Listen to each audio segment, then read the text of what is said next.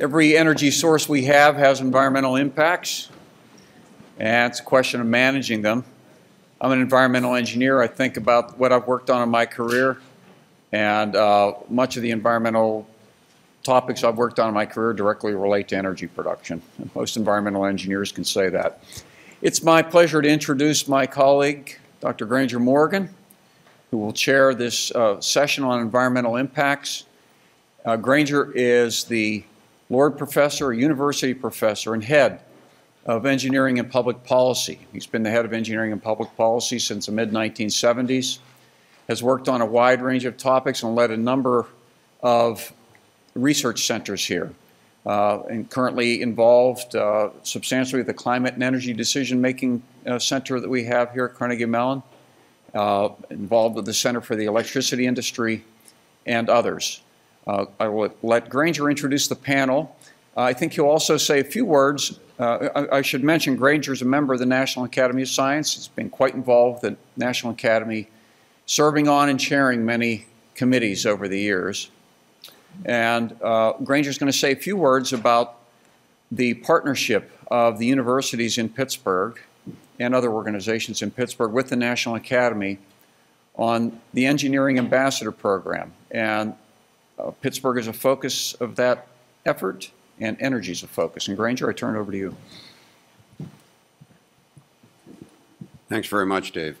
It was pointed out to me from a couple of folks in the audience that the Academy is pilot testing a ambassadors program using energy as the context to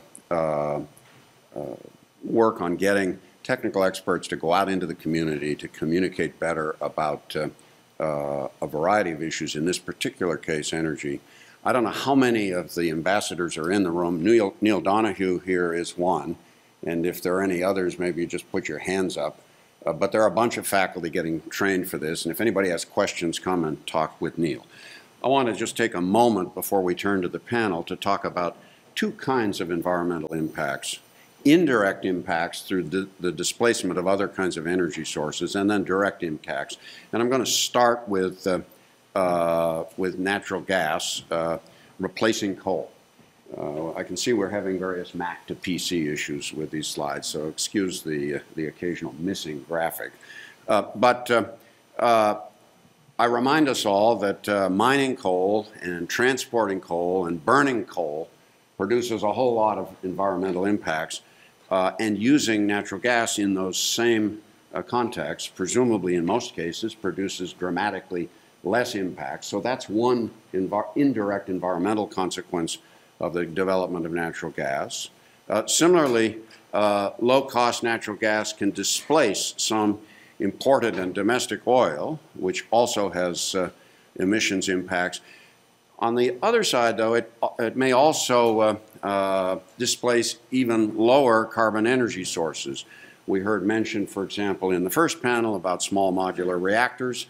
And of course, it's also the case that it becomes increasingly difficult to make an economic case for renewables if and when natural gas prices stay low.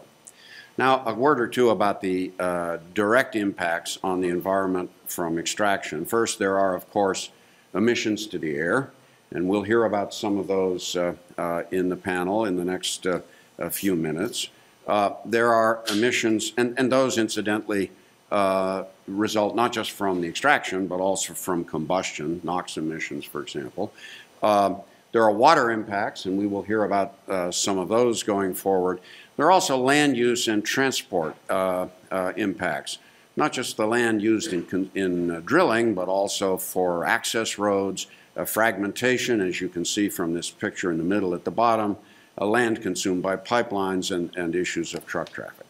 So the first of our four panelists is Andrew Place, who's the Corporate Director for Energy and Environmental Policy for EQT, and maybe we can get his slides up.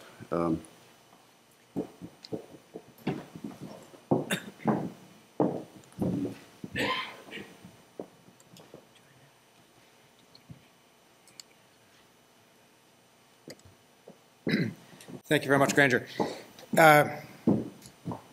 I'm obviously working for an industry. Whether I should go first or last is a sort of interesting question. And I did appreciate Granger's introduction that this is, that you've got upstream, you've got downstream, you've got balance between energy sources.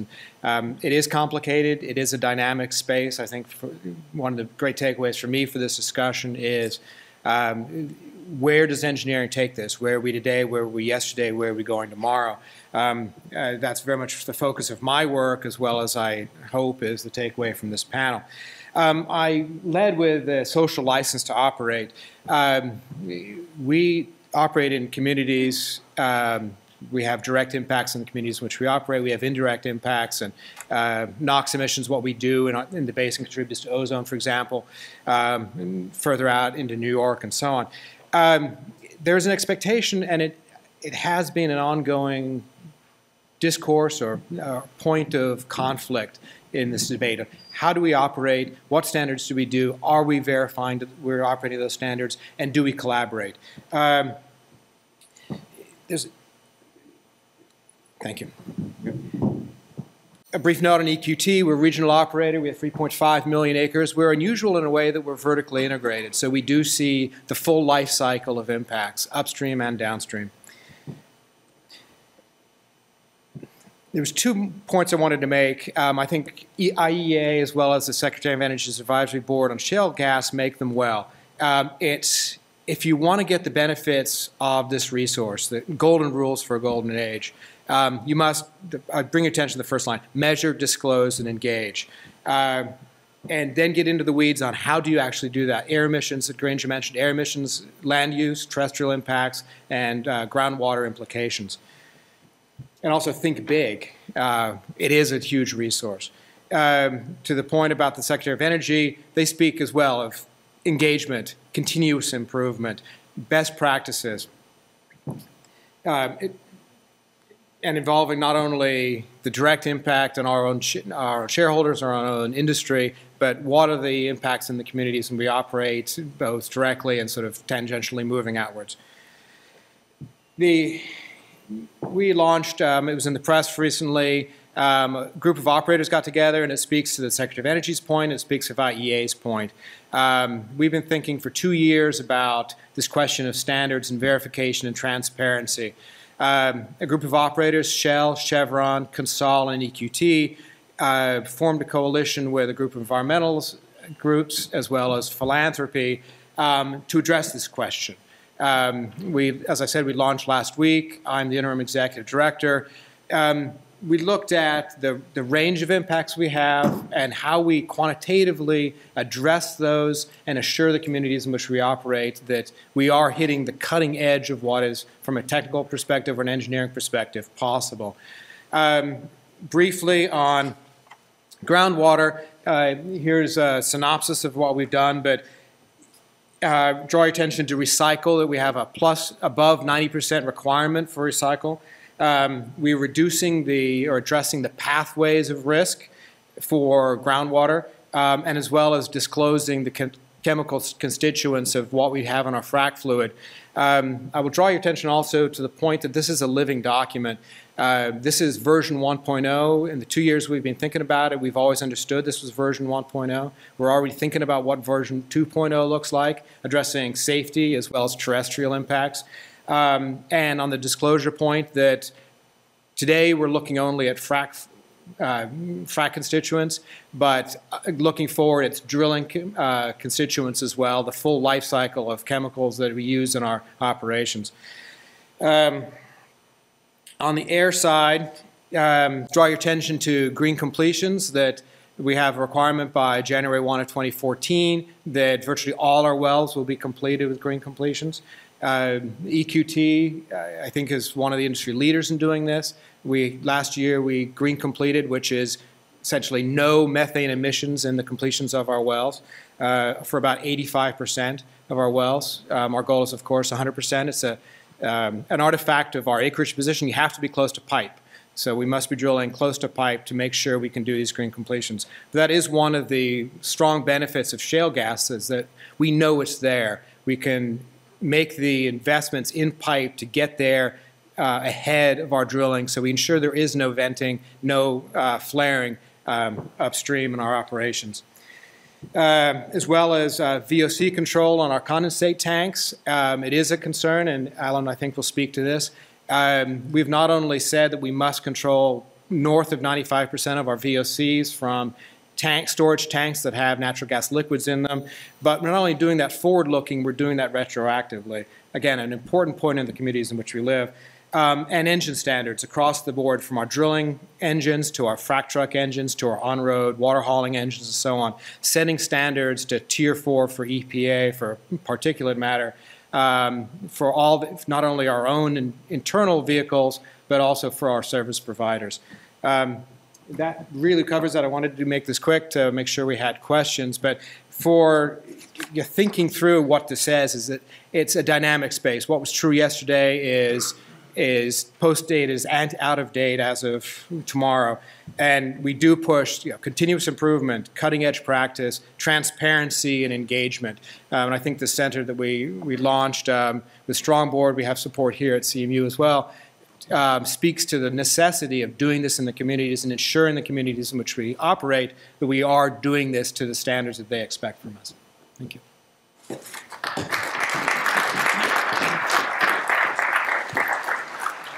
So thank you. Thank you very much, Andrew. The next panelist is Jean Van Briesen. Jean is a professor in the Department of Civil and Environmental Engineering here, and she runs a large program in water quality. Thank you. So it's my great pleasure to come and tell you about the story of water and shale gas in under 5 minutes. That is a significant challenge. There's water really involved in many, many processes related to development of gas. And that is true, as Granger really kicked us off with saying, that's true of all fossil fuels. There are no energies we develop without water. There is almost nothing we do on the planet without water. You probably used a little today. So just to really push that message really strongly, shale gas extraction, of course, like every industrial process, occurs near water, uses water, and produces wastewater. It's really important because we are doing this extraction process both at the surface, where there's a significant amount of activity that takes place, and deep in the subsurface where the gas actually lives to be extracted. So there are water issues at the surface as well as deep underground. It's critically important that we do three things: protect the surface waters from spills both of the chemicals that are used in the process and the chemicals that return in the wastewater. Isolate the groundwater resources. One must drill through groundwater to get to the shale gas, and it's critically important that we isolate that groundwater from the water that is going down the well, the load water used in the hydraulic fracturing, and the produced water that's coming back up out of the well. And finally, we need to think about the total water use in terms of water withdrawals and how we manage and treat the wastewater from this industry, just as I would urge you to think about how we manage the wastewater from all of our industrial processes, including, again, as Granger mentioned, from coal and other energy sources. The production of wastewater from fossil fuels is widespread, and fossil fuel wastewaters in general are a challenge in terms of their salinity and other contaminations. Shale gas produced water, particularly in Pennsylvania, does not differ significantly from conventional oil and gas produced water in this state. So while we are focused here on shale gas development, there's a significant amount of oil and gas development that's taken place in this state that produces a similar characteristic of waste. And I want to use this graphic to really talk about the changes we've seen in response to the shale gas revolution in Pennsylvania. So this is looking at produced water volumes in the state of Pennsylvania over the last decade, 2001 to 2011. The bars show you the amount of water, and the lines graphed on the right-hand axis show you the number of wells drilled. So there was a significant increase in development in gas starting in about 2005. That was not driven by the shale gas revolution. That was driven by the price of gas, which was quite good from a development standpoint. We leveled out as the price of gas leveled out, but now, as you'll notice, if you look at those lines, particularly the line, the light blue one coming up through 2008, 2009, the number of wells being drilled in the unconventional formation, predominantly Marcellus in this curve, have increased significantly. With those increases, we saw an increase in the production of the produced water or the flow back that required management. And now in 2010 and 2011, most of the produced water in the state that requires management is coming up out of unconventional wells.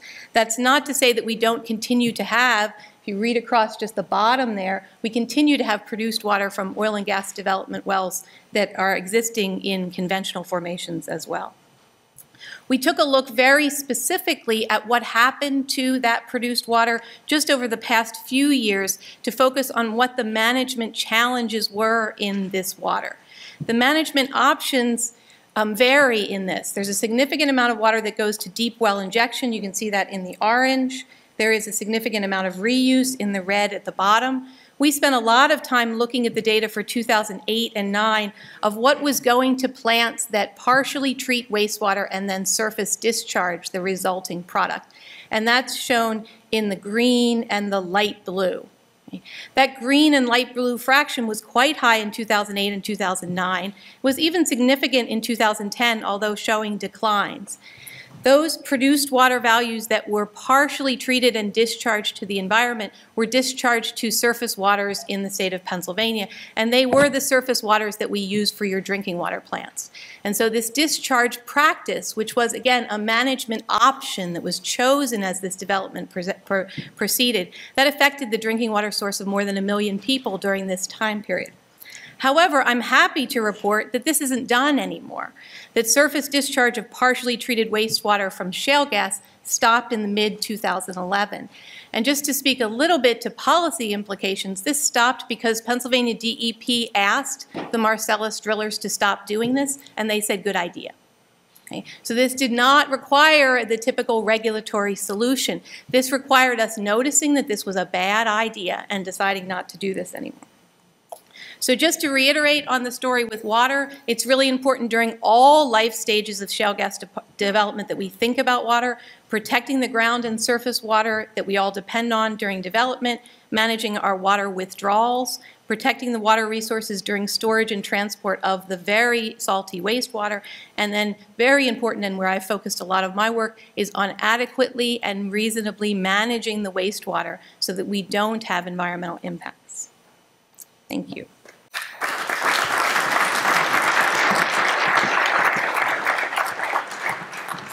Thanks very much, Gene. I guess it's working now. The next speaker is Alan Robinson. Alan is the newly appointed head of our Department of Mechanical Engineering. Alan also has an appointment in Engineering and Public Policy and is one of a number of the senior investigators in CAPS, which is our leading group in fine particle air pollution. Thanks, Granger, and thanks everybody for giving me this opportunity to share a few thoughts on air quality and climate. And before I begin this, I just want to emphasize the point that Granger made that, at the burner tip, natural gas can be a very clean fuel, much lower emissions, so there can be a lot of air quality benefits. From a climate perspective, the carbon intensity of natural gas is lower, so there's some potential climate benefits as well. But we need to think about it from a life cycle perspective and think about other sort of stages of the process and to think about what the air quality and climate impacts of those might be. I also just want to point out that this neighborhood actually benefits from natural gas in the sense that the Belfield boiler has been switched from coal after running for many years on coal to natural gas, and the air quality has gotten better in this neighborhood of Pittsburgh. And so that's a direct impact of the benefit of fuel switching. So thinking about the life cycle, this is just a collage of images of all the types of processes, not even complete, that are used to develop, explore, develop, and produce natural gas. And you can see there's lots of diesel engines that are used to, say, frack, large reciprocating compressors to compress the gas to get it to our homes and things like that. And all these devices, individually, none of them are large compared to, say, a large coal-fired power plant or something like that. They're large compared to your car, necessarily. And so the emissions may not be that significant individually, but there are a lot of them, and there are a lot of different types of them. And we know that these things emit. That's why Andrew was talking about, say, Tier 4 off-road standards and things like that. We know that these are important sources of emissions. So we know that there are emissions, and we're worried about it. The other thing about gas is it's really spatially distributed. I think the picture that Granger showed that sort of showed all the little well pads and stuff, I mean, it's very spatially distributed. So it's a hard thing to get your arms around. And often you think about it, as a really large chemical plant distributed across the state of Pennsylvania. And so that's something that's difficult to get your arms around from a regulatory perspective as well as from a characterization perspective. So there are a lot of facilities, a lot of different types of facilities, and they're widely distributed in terms of producing emissions. So we've been thinking about emissions from these facilities in aggregate, right? There are a lot of drill rigs running around. There are a lot of compressor stations and things like that. And as we produce more gas from the Marcellus, I mean, those emissions start showing up on, the state of Pennsylvania emission inventory, and that's what's shown here. This is for Marcellus-wide, and shale gas, this is our sort of current best estimate. Things like Andrew talked about would reduce the yellow bar at the top, but, it starts showing up as something that's significant, 15% of the regional emissions or something like that. And, these were things, given the sort of, unexpected nature of the boom, I mean, these were things that air quality planners weren't taking necessarily into account for when they were developing sort of the current regulations. So what might the impacts of these emissions be? And so here's some results there on the map on your right. What are called, it's an air quality model prediction looking at regional ozone impacts from Marcellus type activities. And you can see they have a broad spatial, impact and being aware that, there can be regional effects of what these emissions are. And folks need to worry about this if we're worried about attainment for ozone. So ozone is a pollutant that more than 100 million Americans live in non-attainment areas. And a lot of people that live in the areas that have brighter colors there are also in non-attainment. So these are issues that we just need to be aware of. What about local air quality impacts? There's a lot of concern. You go around and talk with citizens that are in counties and areas that are being impacted by drilling. Here's just a picture from a National Geographic. Not large setback distances here between that drill rig and those residences. And so what are the potential impacts on local air quality? And we've been doing a lot of mapping with the support of the Hines endowments to try to understand what the spatial distribution of pollutants are around these types of facilities. Sometimes you see problems, sometimes you don't. It's often a high emitter problem. There's a facility that's not operating properly for some reason, and that may be causing higher sort of exposures, but lots of them are clean. So I think this one of these figures was shown before. So we sort of talked about regional scale with ozone. We talked about local scale impacts on a house. What about global and climate change? I mean, we always hear natural gas is really great because it's, the carbon intensity is much less. But methane is a very potent greenhouse gas. And so if the methane leaks out into the atmosphere before it gets combusted, it could have important impacts on climate change. And so worrying about what those life cycle impacts, and has been a sort of a raging debate in the atmospheric chemistry community about, what those emissions might be. And if you look at percent leakage there on the y-axis and in years to climate benefit, basically if there's a lot of leakage is what this is saying is you don't get much climate benefit. And there have been some claims that from unconventional gas that the leakage rates might be as high as 9 or 10%. 9 or 10% of the gas that's produced gets leaked. I'm not sure those estimates are correct. The current best EPA estimate is about 3%, but there's a lot of uncertainty here. I've got this really, oh my God, we know what the answer is. There's this tight line, but there's a lot of uncertainty here. And the potential climate benefits and when those would be achieved depends on these issues such as leakage. So those are just a few thoughts, and thank you for your attention.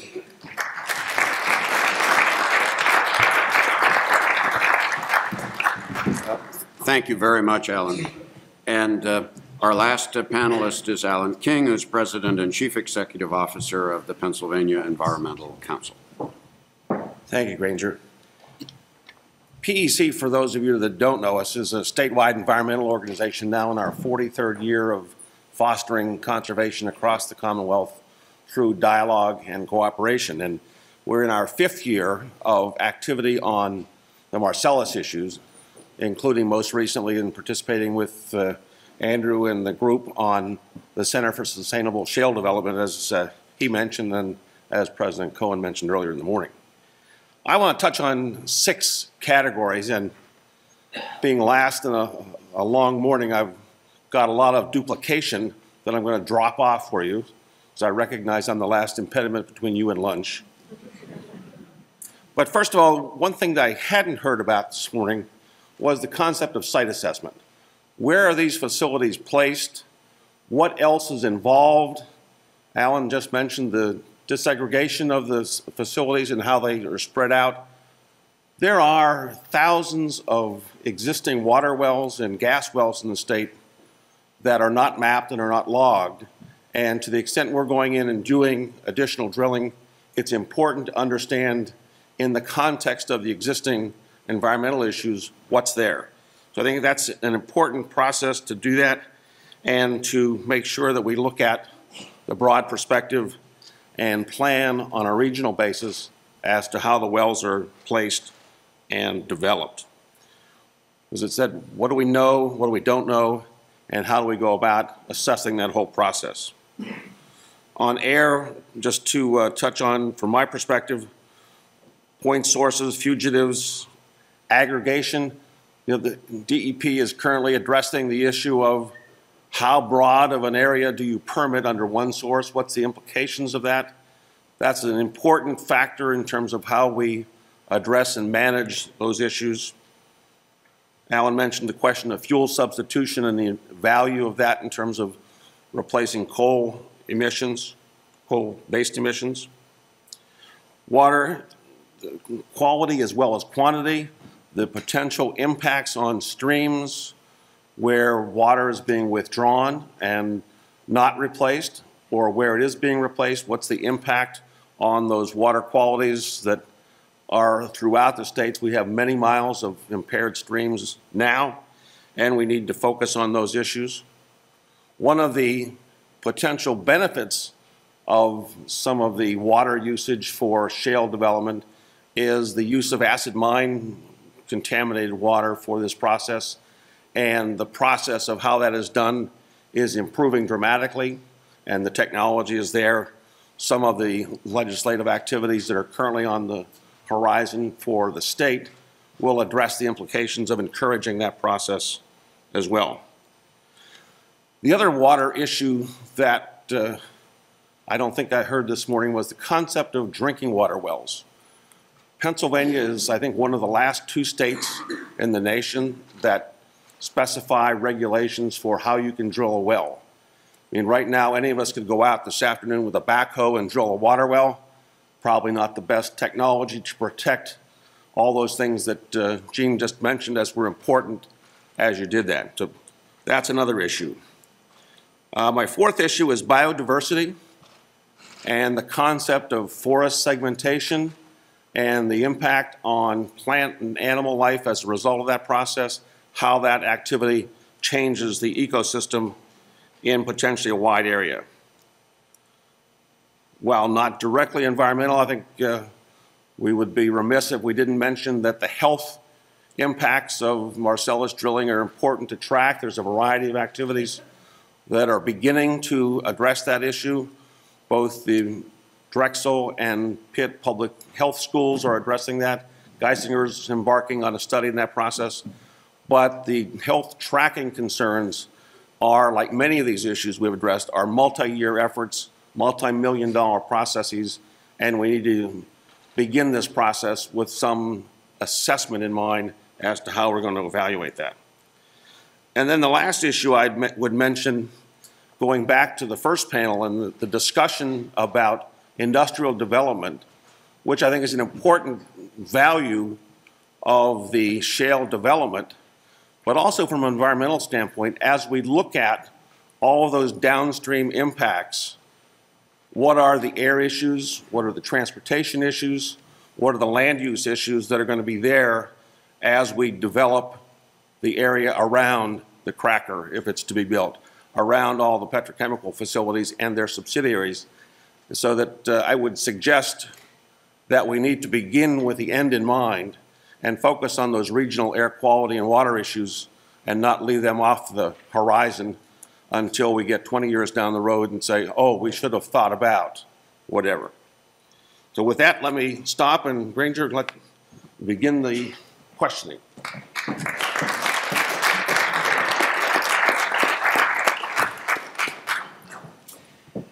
Thanks very much. We have a bunch of very good questions. I'm going to start with the specific and then move to more general. So first, there were several questions about additives in fracking waters. And the questions range from why is it secret? What are the prospects of learning more about what's in those additives? What's being done to try to understand potential long-term health consequences of exposures? And aren't there non-toxic alternatives? Actually, the questioner asked about vegetable oils or other non-toxic things that might be used as alternatives. So I think at least 3 of our panelists might be in a position to talk a little bit about that. So why don't we just start with Andrew, and we'll just move right down the panel. Fair enough. Thank you. It's a challenging question about the proprietary nature of part of the fracking fluid. How we've addressed it as a corporation, and certainly the discussion today about the center we established was you must, for anything that has toxicity, has an MSDS toxicity, you must report that chemical number, so that is known. How you address it when you have a proprietary compound is you must report the chemical family name. We cannot get around, regrettably, better or worse, we cannot get around the IP that's associated with some of these products. However, by disaggregating the product and reporting the chemical family name, we feel we've addressed the toxicity question. As far as pathways, we're addressing that avoid coming in contact, well casing, spills, how you transport fluid, how you handle your frac water, your recycling rates. All of this is to target that there should be no pathway for exposure to what is going downhole 9,000 feet. Jean? So I won't address the issue of whether you know what's in it when it goes down the well. I can address the issue of whether you know what is in it when it comes up the well. A few years ago, as natural gas development began expanding, a handful of scientists and engineers said this would be really a good thing to know, and so there has been an extensive amount of study of the characteristics and the chemical compounds in the returning produced water. Much of that is in the peer-reviewed literature. Some of it is still to come out, but there's been quite a lot of analysis of what's in there, what's the toxicity profile of what's in there, and understanding what the implications of that are for both possible exposure pathways, which we want to prevent, and also for treatment technologies, so that we can look at exactly what's in the produced water to ensure that when you design a treatment technology, you remove those chemicals that are of a concern. Pass on this one. Paul, do you want to add anything? Okay, I have another couple of... Say again? Oh yeah, do you want to address green completions and other non-toxic ones? Non-toxic substitutes for your fracking fluid. Right. Anything coming down the line? Yes, and we did address that again at the center, was that looking forward where we have an aspirational goal of reducing toxicity, and there are products in the pipeline getting to us through our service providers. For example, EQT, we contract with Halliburton and Schlumberger to provide those products, and they are coming to us downstream or from where they are. That is obviously a very sound direction to go, and I expect that that's increasing pressure to do that.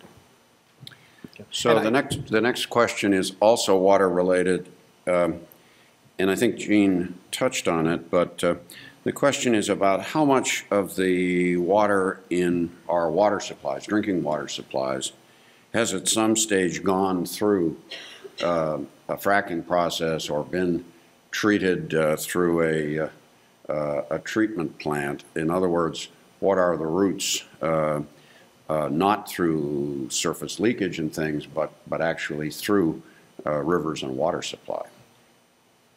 That's such a good question. I'm embarrassed to say we've never looked. So one of the things we when we look at what's happening to the produced water, we've been interested in what total volumes are going into the water supply. We have not looked at what percentage of the overall water in, say, the Monongahela River or the Allegheny River is made up of various discharges. If you look at the Monongahela River as a whole, there are hundreds of discharge points in there for all of the different industries, the conventional wastewater that you all flush every day. There are lots of things going into the river, things that we track very carefully, like a publicly owned treatment works that's treating sewage, and things that we don't track at all, like the water that is connected between the groundwater and the surface water. Coal mine discharges that are for active mines, abandoned mines. There's a lot of flows going into that water system. So we have never done a comprehensive analysis of all the pieces that are going in and what percentage has been through hydraulic fracturing. We did look very carefully at what the amounts of produced water going into surface waters in Pennsylvania were. Those were those bars that I showed.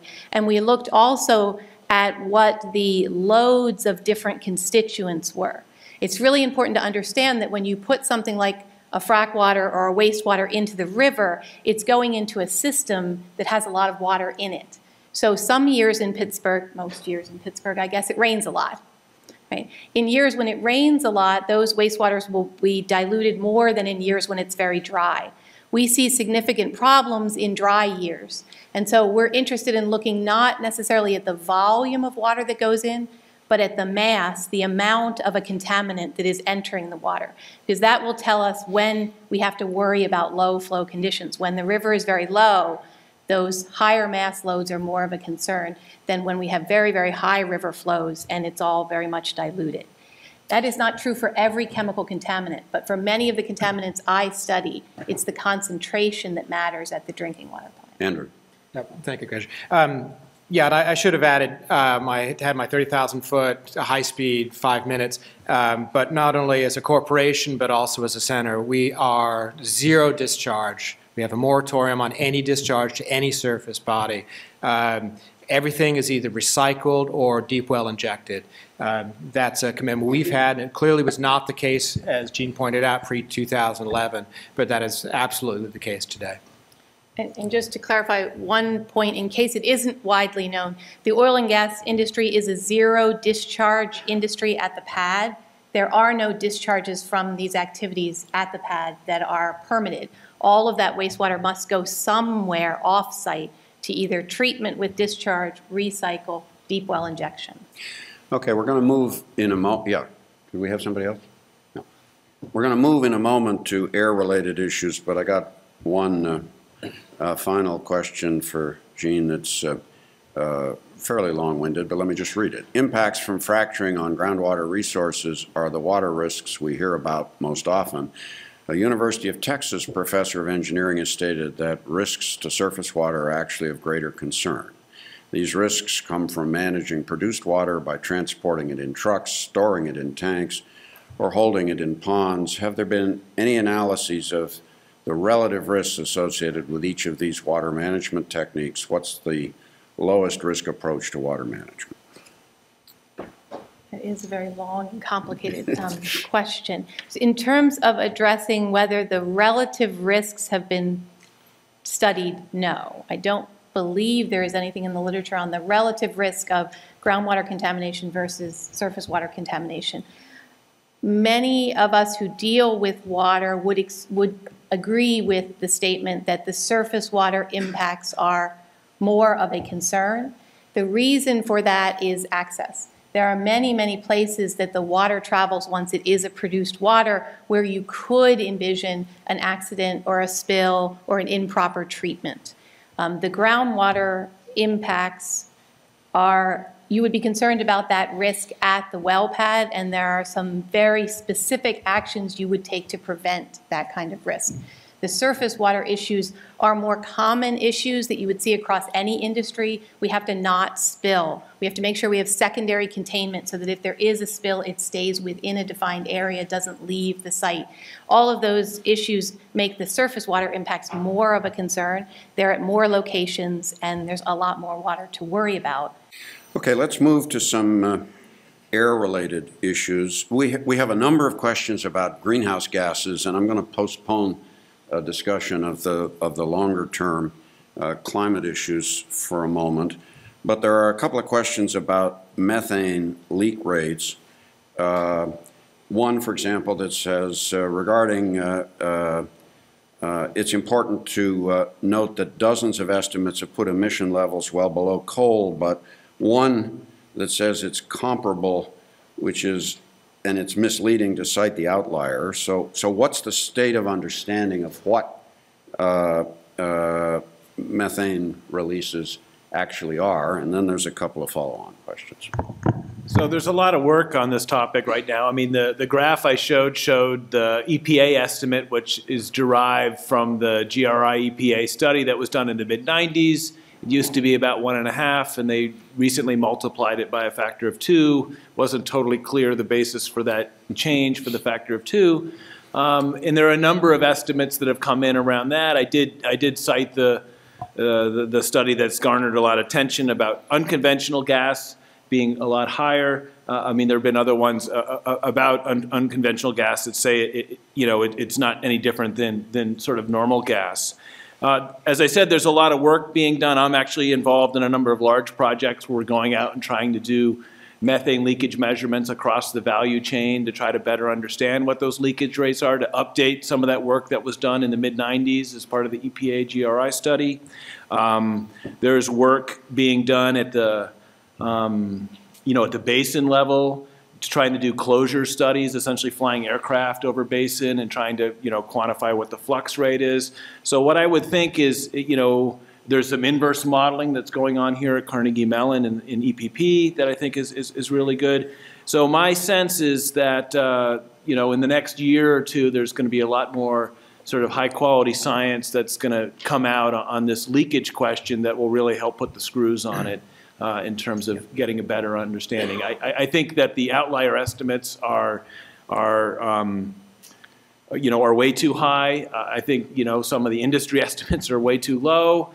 It shares a lot of the characters that, motor vehicle emissions, in the sense that it's a very skewed distribution with a relatively small number of facilities that are contributing disproportionately to what the emissions are, and that makes it hard to get your arms around the problem. Andrew, you wanted to add something? Yeah, thank you. Yeah, I'm very much philosophically aligned with Alan on this. There is still great uncertainty, and it's a significant part of my day job on figuring out where we're going with that. The outliers, I think, on both sides are off. Ultimately, I think we'll settle in currently it's in the 1% to 2% range, but sort of normally distributed around that. However, I would also note that there are technology solutions, and we're exploring them, and again, bringing home that we are doing green completions. We are reducing our fugitive emissions in our pipes.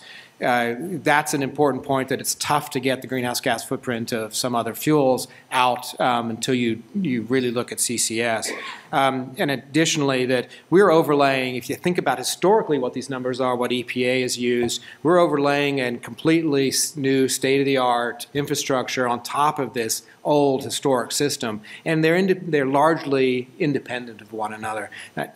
So it's particularly for large power plants, et cetera, the leakage rate on that from well to burner tip is a low number. Okay, I have one other methane question that's, as I said, I'm going to postpone the climate issues for a few more moments, but I have a question about local air quality issues. What's the role that methane plays in local air quality issues? Is that a factor? It isn't. Methane is not very reactive. It has an atmospheric lifetime on the order of a decade. So in terms of contributing significantly to atmospheric reactivity on a local scale to create, say, ozone or some other photochemical pollutant, methane isn't a big concern. But when there is leakage, natural gas isn't just methane, or what's coming out of these wells isn't just methane. We heard a lot of interest from the chemical industry in terms of ethane and some of the heavier compounds, and some of those that are present in the gas in varying quantities depending on how wet the gas is, they can pose more of an air quality issue from a reactivity standpoint. Okay, I got two others here that you don't hear about quite as much, but that do come up and certainly warrant some discussion on this panel.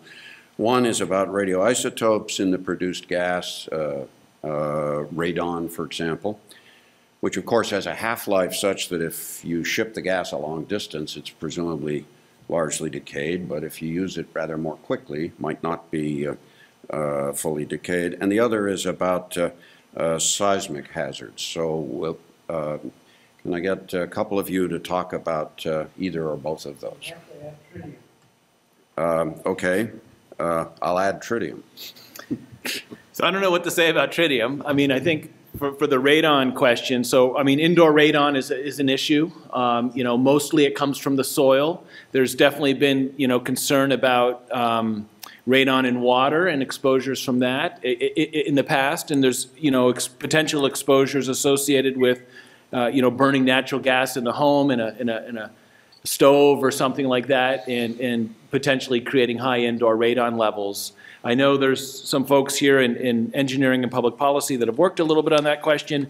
My sense is, you know, if you kind of look at the numbers of what the levels are in gas that's measured at the well, it would really have to be like a farm tap type situation where the gas is really being pulled out very close to where it's being produced. It'd have to be kind of a worst case sort of scenario is my sort of perspective on the problem right now in terms of you do the sorts of back of the envelope type of calculations to look at what the exposures are.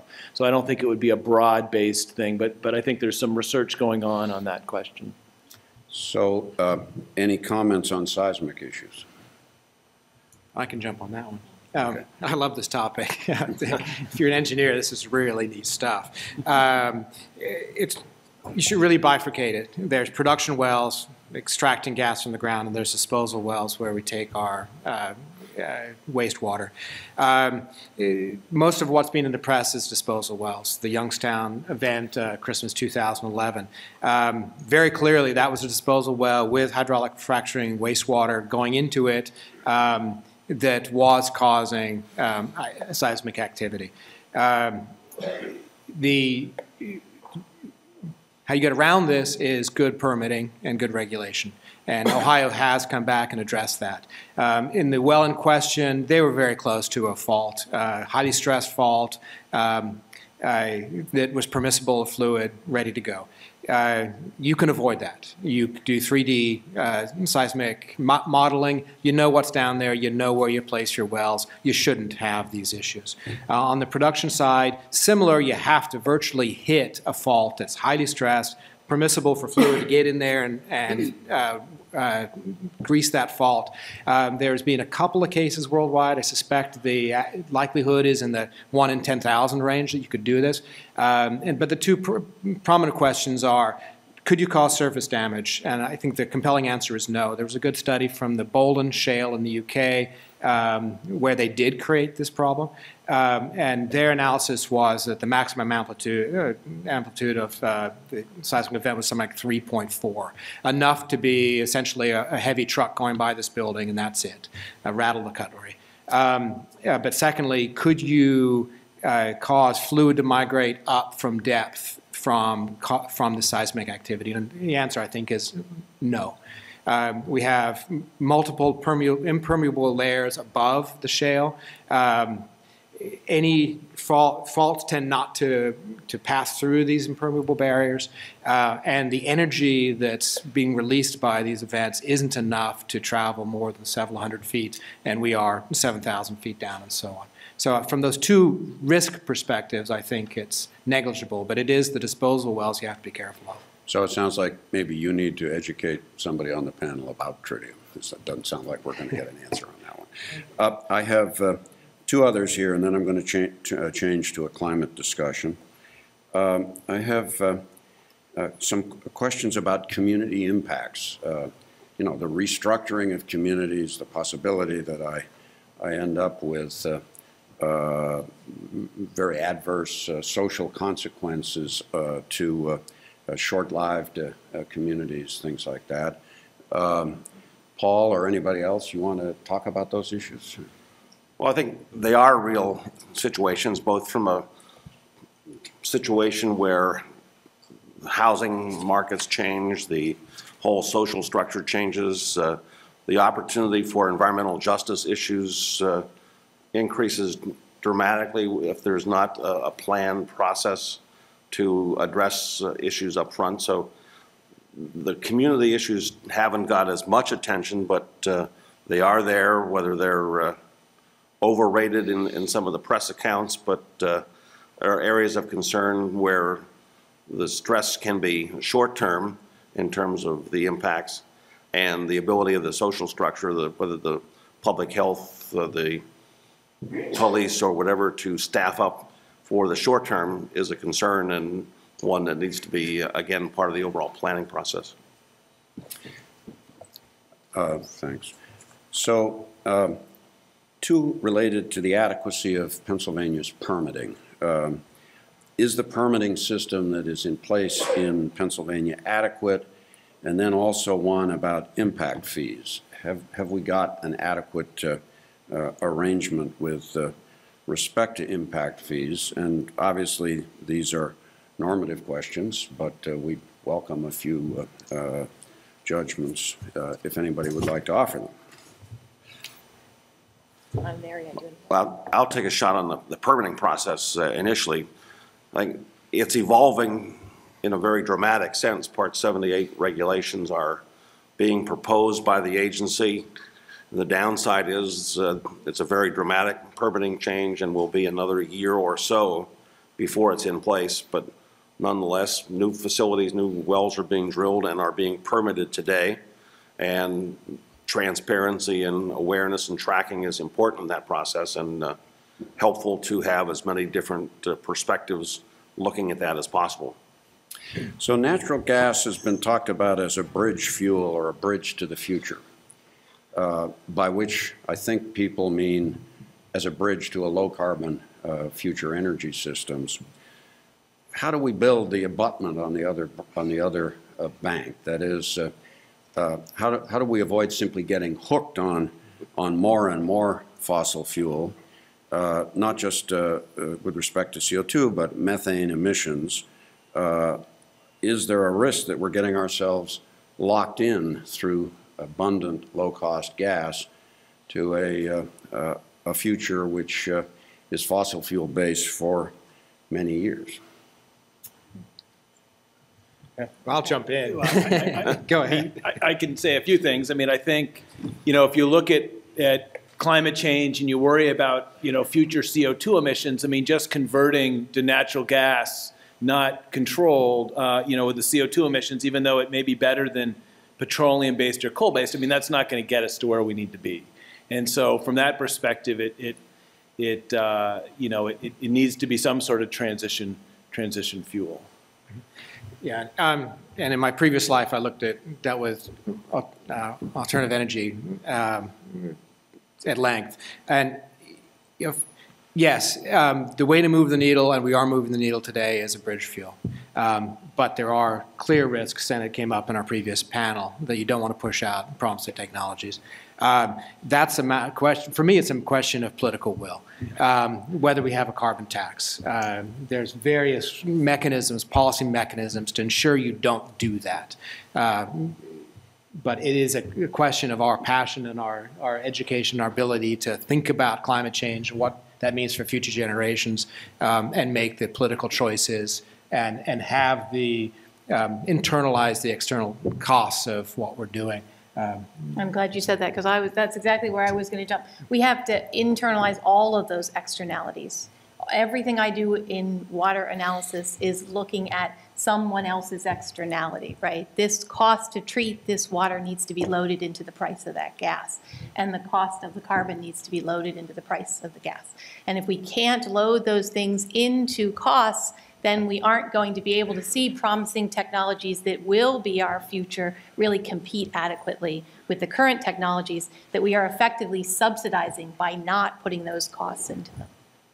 So someone cites that Dr. Cohn cited the importance of an adaptive management approach to the development of this technology and industry. If we look at that specifically in the context of longer term impacts and strategies, specifically climate impacts.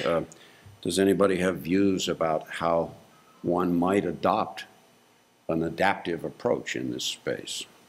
For those who don't know the details of climate science, you can think of the atmosphere as being like a very large bathtub with a big faucet and a small drain. And so unless you really close the faucet way down, the tub just continues to fill. That is the concentration of CO2 in the atmosphere or other greenhouse gases.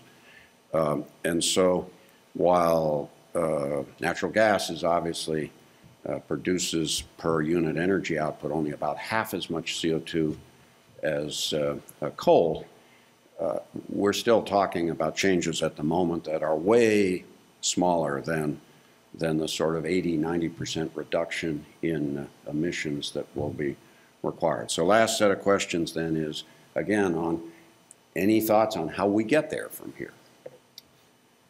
Yeah, I mean, that, as everybody knows, is a much bigger question than shale gas, and it permeates a broad, all the chunks of the economy, because we run on fossil fuel. Fossil energy is what we run on, and just as the previous speakers have said, is how do you internalize that cost? And there's a lot of thinking that's been done. I mean, Granger, in some ways, is best equipped to answer this particular question. Yeah, but I'm not allowed to. I've already overstepped. So I don't have any, new pearls of wisdom, but it's definitely a much broader issue than gas. Yeah. Well, if I might add a footnote, too. Please. I think an adaptive process is also necessary by nature of public policy in this country. I mean, to say that we would set a goal and actually do something to meet it for 30 years down the road might happen, but in my 4 decades of watching public policy, it hasn't happened yet.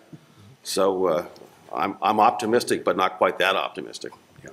Yeah, and circling back to the discussion we've had about collaboration, one of the great takeaways for me of the past few years of being in the room with the environmental side and the philanthropy side and the industry side, I don't always like to set ourselves in buckets, we're all sort of like-minded, is that we force each other to think about these. There's no way I could sit in a room with the Environmental Defense Fund or Pennsylvania Environmental Council or Clean Air Task Force or any host of or the Heinz endowments and not address the 400-pound gorillas in the room and figure out how we would move together and think about it and what is on the leading edge of what we can do. Without that engagement and collaboration, we don't have the base to even start the process of adaptive thinking. So with that, I want to thank this panel, and we'll turn things back over to Dave.